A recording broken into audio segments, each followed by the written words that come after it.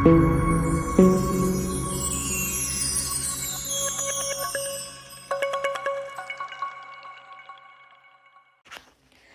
Friends, welcome to Meera mind voice.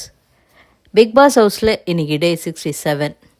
இன்றைக்கும் இதே managers versus employees task தான் போயிட்டு இருந்தது. அதை பற்றி பார்க்க போகிறதுக்கு முன்னாடி இந்த சேனலை தடவையாக பார்க்குறவங்க இல்லை இது வரைக்கும் சப்ஸ்கிரைப் பண்ணாதவங்க சப்ஸ்கிரைப் பண்ணிக்கோங்க. தேங்க்யூ. இன்னி டே மார்னிங் பிக் பாஸ் கூப்பிட்டு இவங்களுக்கு ஒரு இது கொடுக்கறதுலேருந்து ஆரம்பிச்சிது 1 ஹவரில். ஏன்னா 24 ஹவர்ஸ் பார்க்குற அளவுக்கு ஒன்றும் பெருசாக ஒர்த்தாக இல்லை இந்த டாஸ்க்கு. 1 ஹவரில் மார்னிங் கூப்பிட்டு வீட்டில் இருக்கிற அனைத்து வேலைகளையுமே தொழிலாளர்கள் தான் செய்யணும். அதாவது கிச்சன் வேலையிலேருந்து வீடு க்ளீன் பண்ணுறதுலேருந்து எல்லா வேலைகளையும். ஏன்னா இது வரைக்கும் நீங்கள் எல்லோரும் இந்த விளையாட்டை விளையாடின விதத்தை பார்த்து இதை 2.0 ஆக்கியிருக்கேன் அப்படின்னு பிக் பாஸ் அனௌன்ஸ் பண்ணார். இப்போ என்னென்னா எல்லா வேலைகளும் தொழிலாளர்கள் செய்யணும். அதுபோக இவங்க சைக்கிளிங் பண்ணி தண்ணி வரும், குடி தண்ணீர் மட்டும் கிச்சனில் வரும்.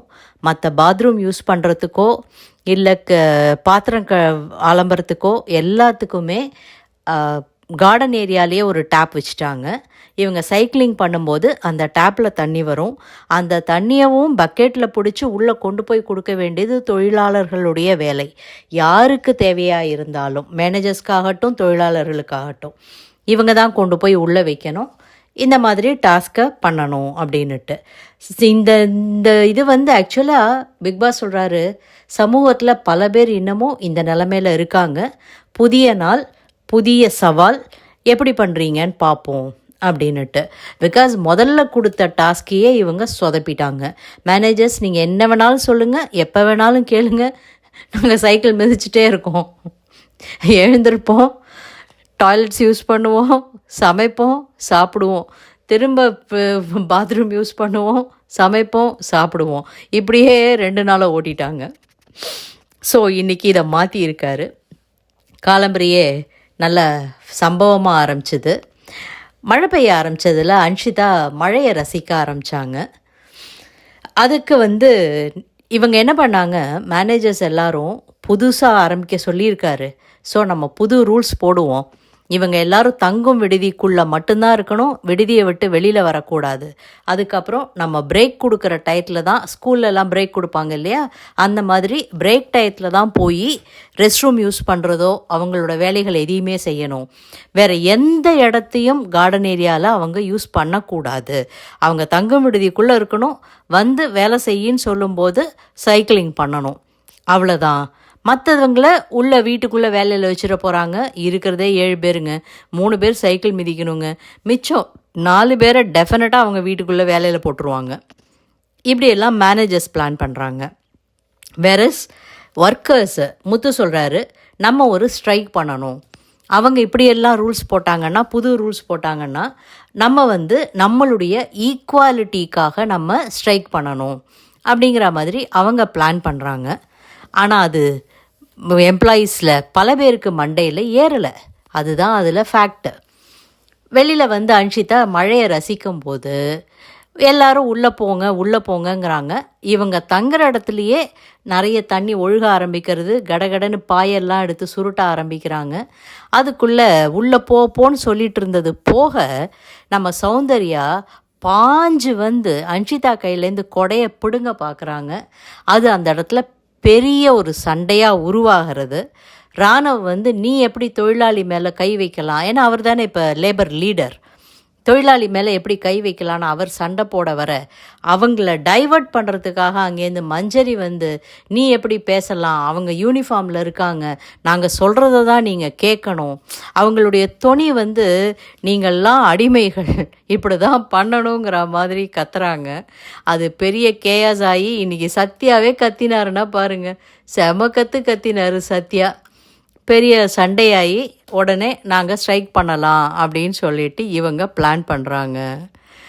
அதுக்குள்ளே அவங்க அருண் உட்காந்து பேசி, நானும் தொழிலாளியில் ஒத்தனாக இருந்தவன் தான், நானும் தொழிலாளி தான் இவங்களை தலையை தடவை ராணவ்னால் பெருசாக பதில் சொல்ல முடியல.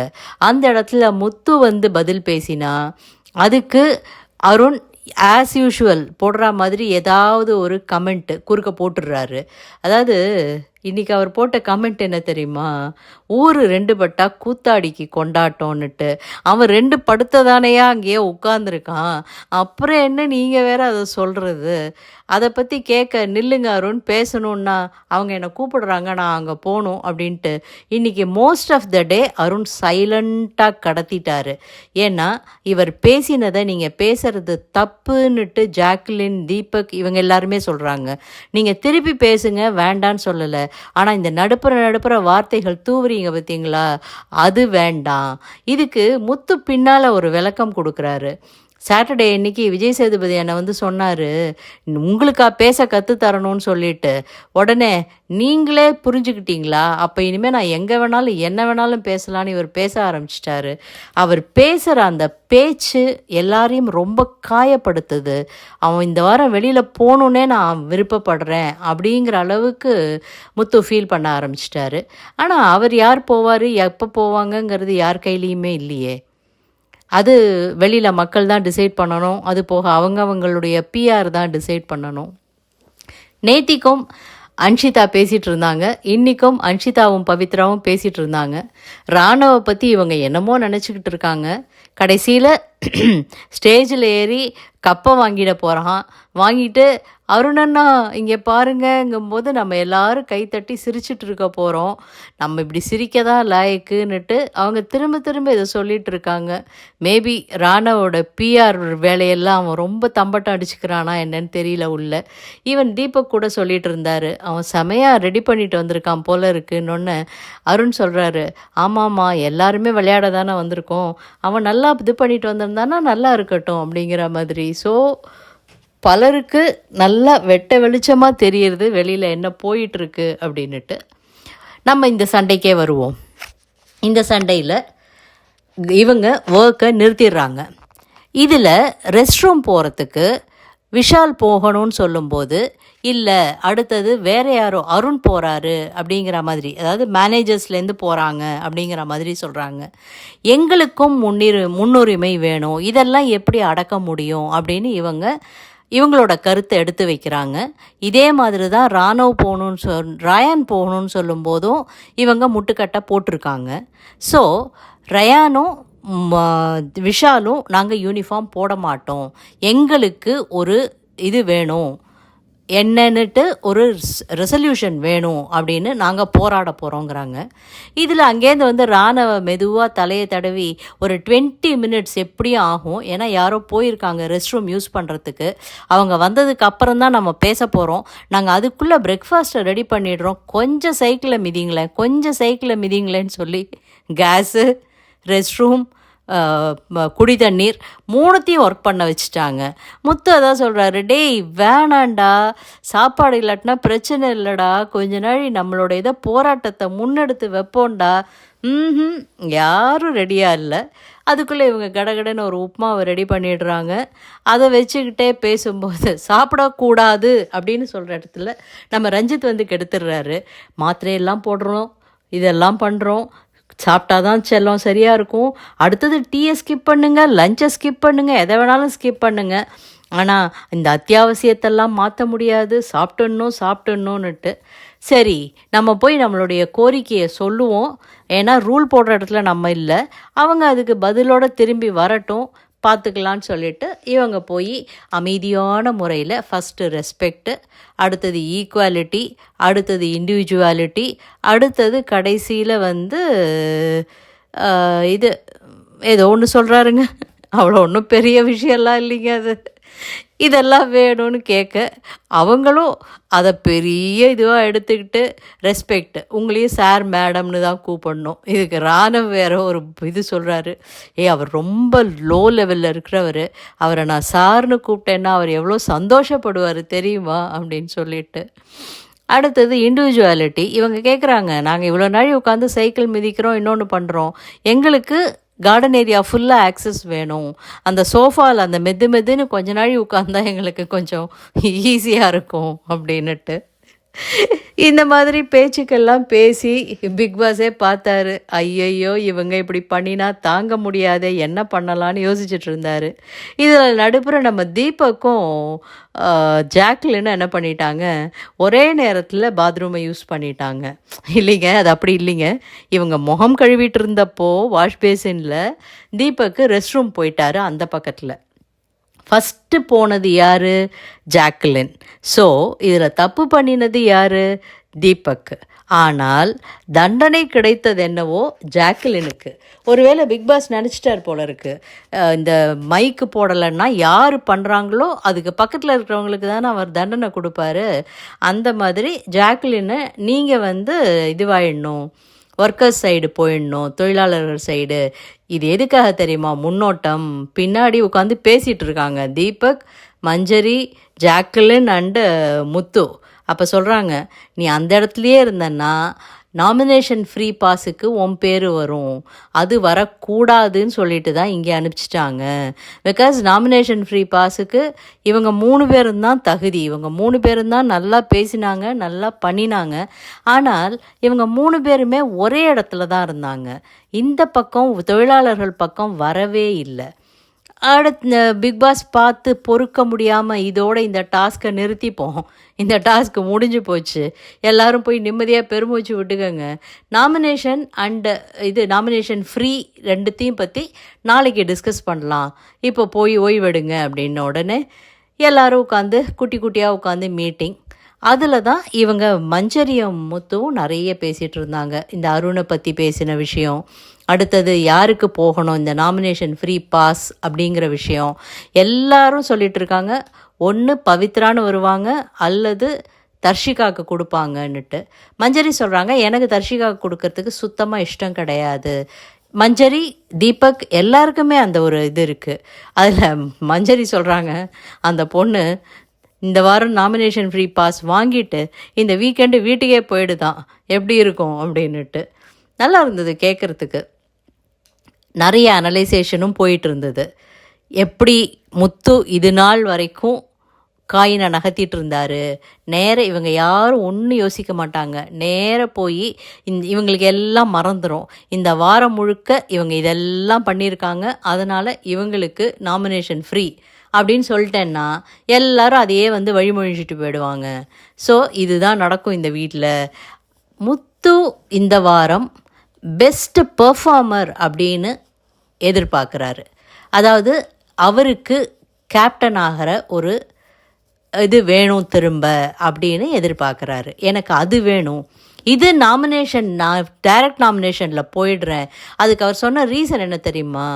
இல்லாட்டினா ஒத்தொத்தனா இல்லாததையும் பொல்லாததையும் அவன் மனசில் இருக்கிறதெல்லாம் சொல்லி ரெஜிஸ்டர் பண்ணிட்டு போவான்.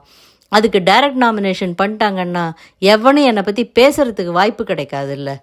என்னெல்லாம் யோசிக்கிறாங்க பாருங்களேன் உள்ளே உட்காந்து. இல்லை, பயங்கரமாக யோசிக்கிறாங்க எல்லாரும். இந்த கேமை அக்கு வேறு ஆணி வேற அலசி ஆராய்ஞ்சு அடுத்தவன் இது திங்க் பண்ணினா நம்ம இதுக்கு இப்படி மூவ் பண்ணணும் அப்படிங்கிற வரைக்கும் யோசிக்கிறாங்க. அடுத்தாப்பில் பிக் பாஸ் என்ன பண்ணார், நம்ம தீபக்கை இதுக்கு வர சொன்னார். எந்த இடம், கன்வெக்ஷன் எங்கேயோ வர சொன்னாருங்க. அங்கே வர சொல்லி அவருக்கு இது கொடுத்து அனுப்பிச்சார், டாஸ்க் லெட்டர். ஆட்டம்பர்க் டாஸ்க்குக்கு புது மிக்சி, அது கோஸா அரைக்கும் அப்படிங்கிறதுக்காக சம்மந்தி அரைக்கணும், தொகையல் அரைக்கணும்னு சொல்லிட்டு 2 டீமு. அன்ஷிதா இருந்த டீம் ரெட் கலரில் சம்மந்தி அரைச்சாங்க, அவங்க வின் பண்ணினாங்க. இன்னொரு டீம் க்ரீன் கலரில் சட்னி அரைச்சாங்க. ரெண்டுமே ரொம்ப நல்லா இருந்ததுன்னு சாப்பிட்டே அப்படியே வெறும் சட்னியாகவே சாப்பிட்டு தீத்துட்டாங்க. எந்த அளவுக்கு சாப்பாட்டுக்காக ஏங்கி போய் கிடக்காங்க பாருங்களேன், வெறும் சட்னியவே சாப்பிட்டுட்டு இருந்தாங்க. ஒரு டீம் வின் பண்ண டீமுக்கு அதே ஆட்டம்பர்க் மிக்சி எல்லாருக்கும் வழங்கப்பட்டது. நைட்டு 11:45 தர்ஷிகா நம்ம முத்துக்கிட்ட பேசுகிறாங்க. ஏய், நேத்திலேருந்து ரொம்ப ஆஃபாக இருக்க, நீ நேத்திக்கு ஏதாவது நான் பண்ணது நீ வருத்தப்பட்டுட்டியா? அது டாஸ்க்குக்காக, அது இதுக்காக என்னொன்ன. முத்து சுத்தமாக பிடி கொடுத்தே பேசலை. ஓகே, உன்னோட பர்த்டே நல்லா செலிப்ரேட் பண்ணு அப்படின்னு சொல்லிட்டு ஓகே தேங்க்யூ அப்புறமா பார்க்கலான்னொன்னு நம்ம சனிக்கிழமைக்கு அப்புறம் பேசலாம் அப்படிங்கிறாரு. சனிக்கிழமைக்கு அப்புறம் நான் இல்லைன்னா ஸோ அவங்களுக்கே மனசில் தெரியுது இந்த வாரம் தான் போயிடுவோம் அப்படிங்கிற மாதிரி. இல்லைன்னா அது அப்புறம் பேசிக்கலாம் அப்படிங்கிற மாதிரி சொல்லிட்டாரு. முத்து பயங்கரமாக ஹர்ட் ஆகிருக்காரு தர்ஷிகாவினுடைய இந்த ஆட்டிடியூட்னால. அவர் என்ன சொல்கிறாரு, நீ நல்லவ மாதிரி பேசிகிட்டே இருந்துட்டு பின்னாடி குத்துற பற்றியா, இப்போ நம்ம 2 பேரும் ஏய் நீ இது பண்ணுறது தப்பு நான் இது பண்ணுறது தப்புன்னு நேருக்கு நேர் பேசிக்கிறோம். அவள் அப்படிலாம் பேசவே இல்லை அப்படின்னு யார் யாருனுடைய இதுன்னு கலர்லாம் வெளியில் வருது அப்படிங்கிறாரு. அருண் பயங்கர அனலைசேஷனில் இறங்கிட்டாருன்னு எல்லாருக்குமே புரிஞ்சுது. தீபக், ஜாக்லின் எல்லாருமே பேசிகிட்டு இருக்காங்க. அவன் வாயே திறக்கலைன்னு நினச்சிட்டு இருந்தா அவன் தூங்கிட்டு இருக்கான்ட்டாரு பிக் பாஸ் அப்படிங்கிற மாதிரி. ஸோ பெருசாக இன்ட்ரெஸ்டிங்காகவும் இல்லை. எட் அனதர் டே அப்படின்னு இன்றைய பொழுது கடந்து விட்டது. நாளைக்கு யாருக்கு நாமினேஷன் ஃப்ரீ பாஸுக்குன்னு அடிச்சுக்க போகிறாங்க, யாரை நாமினேஷன் ஜோனுக்கு கொண்டு போகணும் எல்லோரும் பிளான் பண்ணுறாங்க. ராணவ் தான் நாமினேஷன் ஜோனுக்கு அவனை டைரக்ட் நாமினேஷனில் கொண்டு போய் அந்த இடத்துல நிறுத்தி என்ன பண்ணுறான்னு பார்க்கணும் அப்படிங்கிறாங்க. ஆனால் இன்றைக்கி நிறைய பேசினான், ஒரு யூனியன் லீடராக இருந்து பேச ஆரம்பிச்சிருக்கான். அவன் என்ன பேசுகிறான் எப்படி பேசுகிறான் டெலிவரன்ஸ் புரியலையே தவிர அவனுக்கும் சௌந்தர்யாவுக்கும் அந்த டெலிவரன்ஸில் நிறைய பிரச்சனை இருக்குது. புரிஞ்சுக்கிறது கொஞ்சம் டிலேடாக தான் புரிஞ்சுக்கிறாங்க. ஆனால் நிறைய பேசுகிறான் அந்த பையனும். ஸோ மீதி வாரம் எப்படி போகிறதுன்னு வெயிட் பண்ணி பார்ப்போம். இந்த காணொளி உங்களுக்கு பிடிச்சிருந்ததுன்னா லைக் பண்ணுங்கள், ஷேர் பண்ணுங்கள், சப்ஸ்கிரைப் பண்ண மறக்காதீங்க. தேங்க்யூ.